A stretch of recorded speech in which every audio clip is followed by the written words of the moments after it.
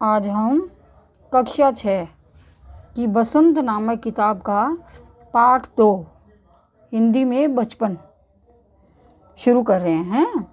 इसमें जो लेखिका है वो अपने बचपन के बारे में बता रही है कि उनके बचपन में और आज के बचपन में क्या अंतर आ रहे हैं। तो क्या कह रही है लेखिका कि मैं तुम्हें अपने बचपन की ओर ले जाऊंगी। यानी कहाँ ले जाएगी? वो अपने बचपन की ओर। आप बच्चों को ले जा रही है हैं?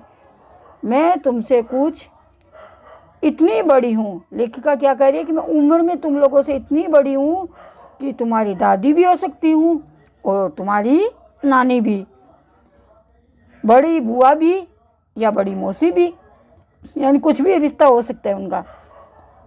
अब लेखिका क्या कह रही है, परिवार में मुझे सभी लोग जीजी कहकर ही पुकारते हैं, क्योंकि बड़ी जो बहन होती है उसको अक्सर सभी लोग जीजी कहते हैं। तो क्या कह रही है लेखिका, हाँ मैं इन दिनों कुछ बड़ा यानी उम्र में सयाना महसूस करने लगी हूँ, यानी मैं समझदारी महसूस करने लगी हूँ। शायद इसलिए कि पिछली शताब्दी में पैदा हुई थी। पिछली शताब्दी यानी 19वीं शताब्दी में, और आप लोग पैदा हुए हो 20वीं शताब्दी में। मेरे पहनने ओढ़ने में भी काफ़ी बदलाव आए हैं। पहले लेखिका क्या कह रही है, पहले मैं रंग बिरंगे कपड़े पहनती रही हूँ, यानी पहले रंग बिरंगे कपड़े पहनती रही हूँ। और रंग कौन कौन से? नीला, जामुनी, ग्रे, काला, चॉकलेटी।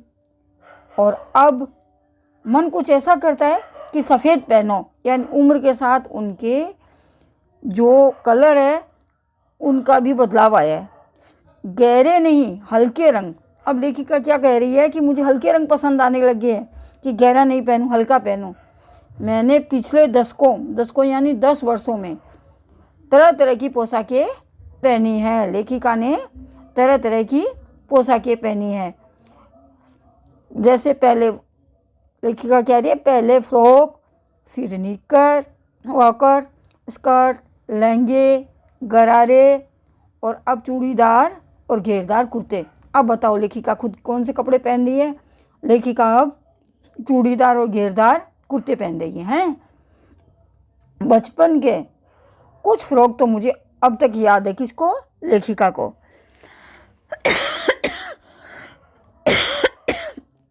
हल्की नीली और पीली धारी वाला फ्रॉक, यानी लेखिका अपने फ्रॉक के बारे में बता रही है। गोल कॉलर और बाजू पर भी गोल कफ।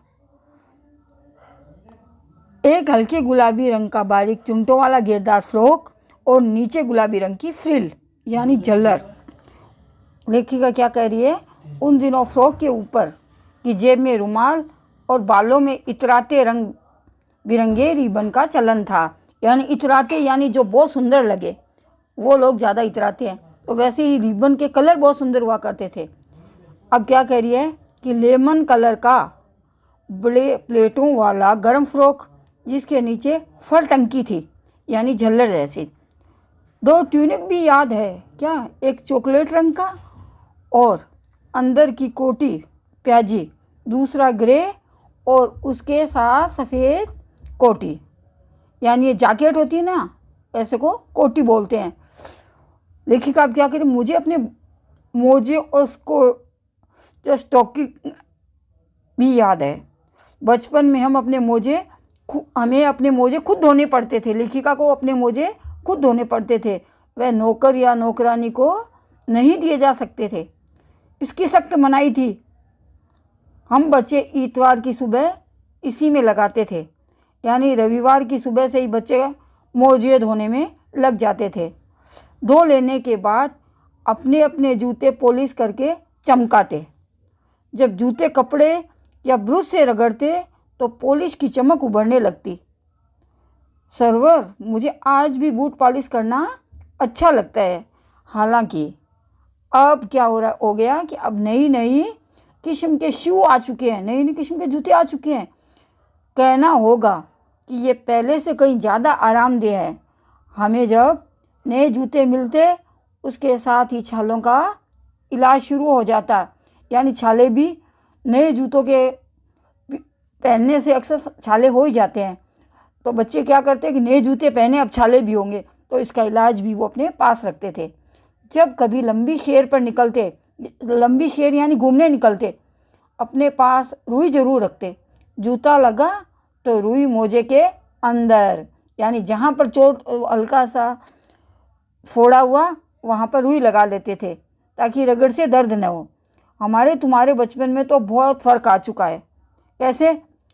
हर शनिश्चर को ऑलिव ऑयल या कैस्टर ऑयल पीना पड़ता था।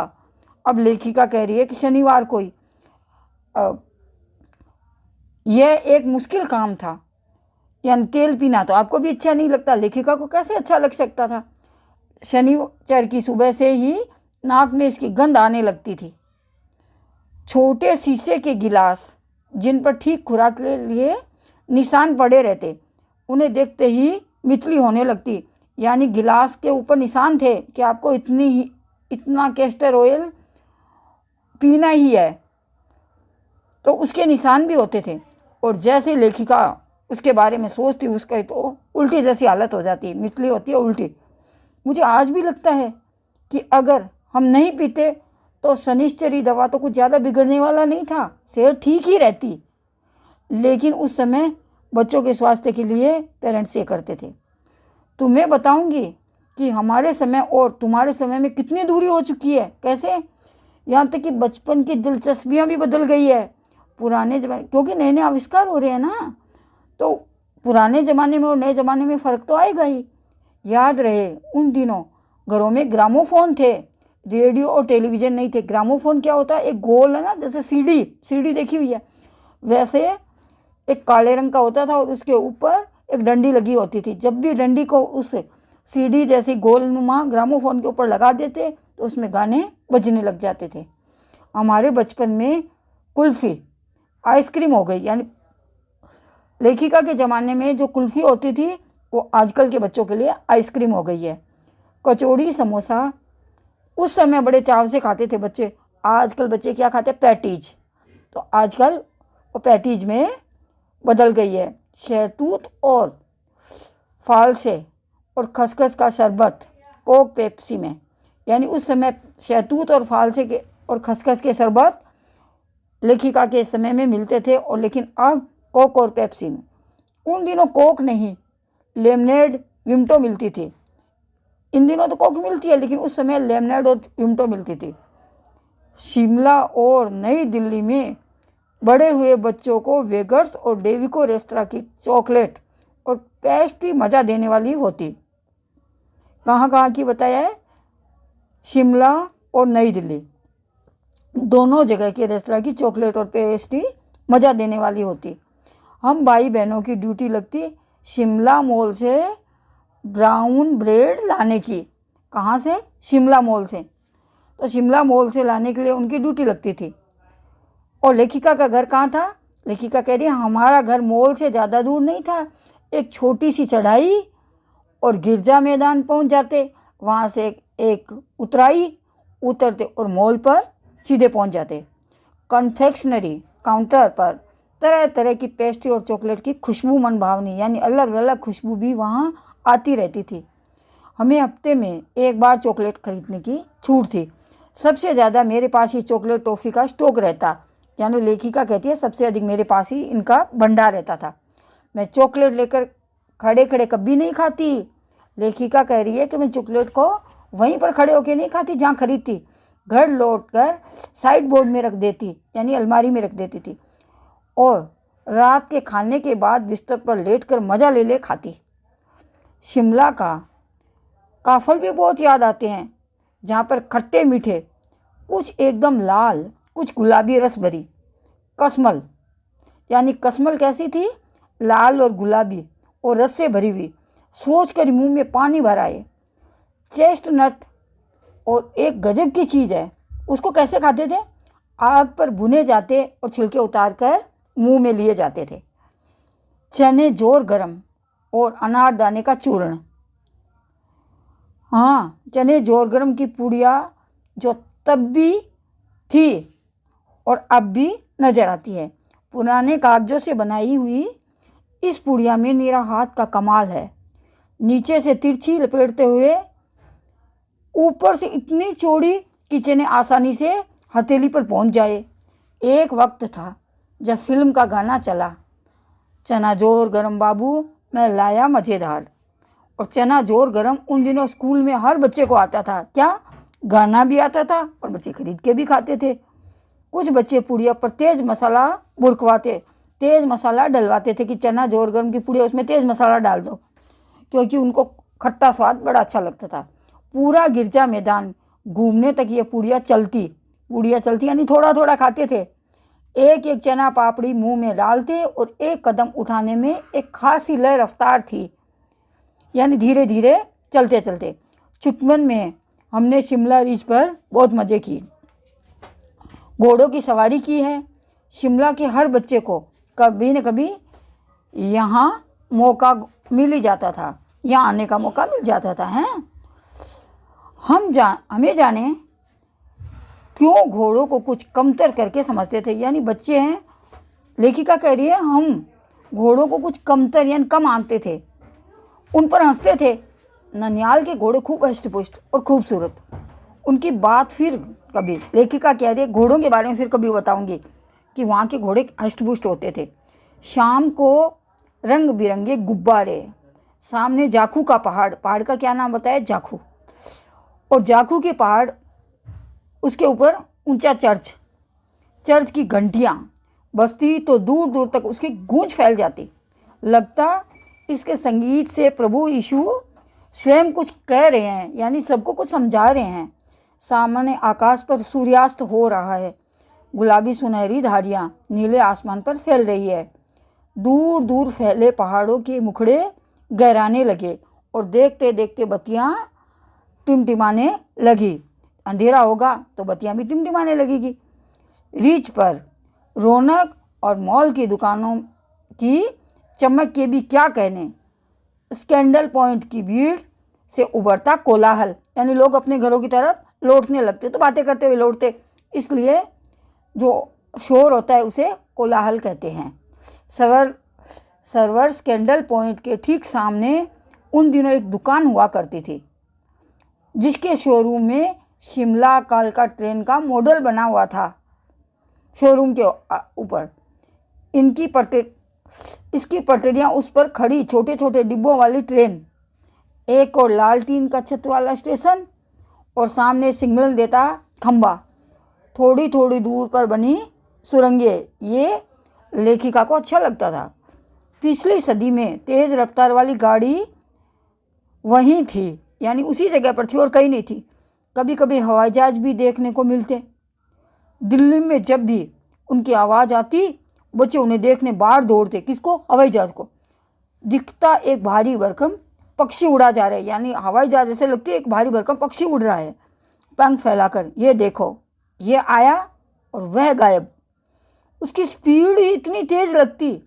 हाँ, गाड़ी के मॉडल वाली दुकान के साथ एक और ऐसी दुकान थी जो मुझे कभी नहीं भूलती, लेखिका कभी नहीं भूलती। वहाँ लेखिका का क्या हुआ था, ये दुकान थी जहाँ मेरा पहला चश्मा बना। तब वहाँ आंखों के डॉक्टर अंग्रेज़ थे, यानी आंखों के डॉक्टर अंग्रेज़ थे और लेखिका का चश्मा उसी दुकान पर बना था। शुरू में चश्मा लगाना बड़ा अटपटा लगा। छोटे बड़े मेरे चेहरे की ओर देखते और कहते, आंखों में कुछ तकलीफ है? इस उम्र में ऐनक, यानी छोटी थी लेखिका। दूध पिया करो। मैं डॉक्टर साहब को ने जो कहा उसको दोहरा देती, कुछ देर पहनोगी तो ऐनक उतर जाएगी, ऐसा डॉक्टर साहब ने कहा है। वैसे डॉक्टर साहब ने पूरा आश्वासन दिया था, लेकिन चश्मा तो अब तक नहीं उतरा। क्यों? नंबर बस कम ही होता रहा। मैं अपने आप इसकी जिम्मेदार हूँ। क्यों? जब आप दिन की रोशनी को छोड़कर रात के टेबल लैंप के सामने काम करोगे तो इसके अलावा और क्या होगा। हाँ, जब पहली बार मैंने चश्मा लगाया तो मेरे एक चचेरे भाई ने मुझे छेड़ा, देखो देखो कैसी लग रही है, और उसने तो एक मेरे ऊपर कविता ही बना दी थी। कैसे, क्या कह रही है लेखिका? आँख पर चश्मा लगाया ताकि सूझे दूर की, ये है नहीं, लड़की को मालूम, सूरत बनी लंगूर की। मैं खींची कि मुझ पर ये क्यों दोहराया जा रहा है, पर शेर बुरा नहीं लगा। जब वह चाय पीकर चले गए तो मैं अपने कमरे में जाकर आईने के सामने यानी शीशे के सामने खड़ी हो गई। कई बार अपने को देखा, ऐनक उतारी, फिर पहनी, फिर उतारी और देखती रही। आप लोग भी देखते हो, कोई चीज़ अच्छी लगे फ्रॉक के, चुपचाप जाके देखते हो कैसी लग रही है, घूम के देखते हो ना। सूरत बनी लंगूर की, नहीं, हाँ, ऐसा लेखिका कुछ कर रही थी। मैंने अपने छोटे भाई का टोपा पहनकर सिर पर रखा। कुछ अजीब लगा, अच्छा भी और मजाकिया भी। तब की बात थी। अब तो चेहरे के साथ घुल मिल गया चश्मा, यानी अब तो चेहरे पर जचने लगा है चश्मा। जब कभी उतरा हुआ होता तो चेहरा खाली खाली लगने लगता है, क्योंकि आदत बन चुकी है लेखिका की चश्मा लगाने की। याद आ गया वह टोपा, काली फ्रेम का चश्मा और लंगूर की सूरत। हाँ, इन दिनों शिमला में मैं सिर पर टोपी लगाना पसंद करती हूँ। मैंने कई रंगों की जमा कर ली है, कहाँ दुपट्टों का ओढ़ना और कहाँ सहल सुबीते वाली हिमाचली टोपियाँ, यानी लेखिका अब टोपियाँ पहनती है। अपना पाठ यहाँ ख़त्म हो रहा है। अब बचे प्रश्नोत्तर, वो अगले वीडियो में हम आपको बताएंगे। ये देखो नीचे कृष्णा सोबती लेखिका लिखा हुआ है। इसके बाद वाला जो वीडियो आएगा ना, उसमें हम प्रश्नों के साथ आपको उत्तर भी बताएंगे। थैंक यू बेटा, आपने सुना इसके लिए।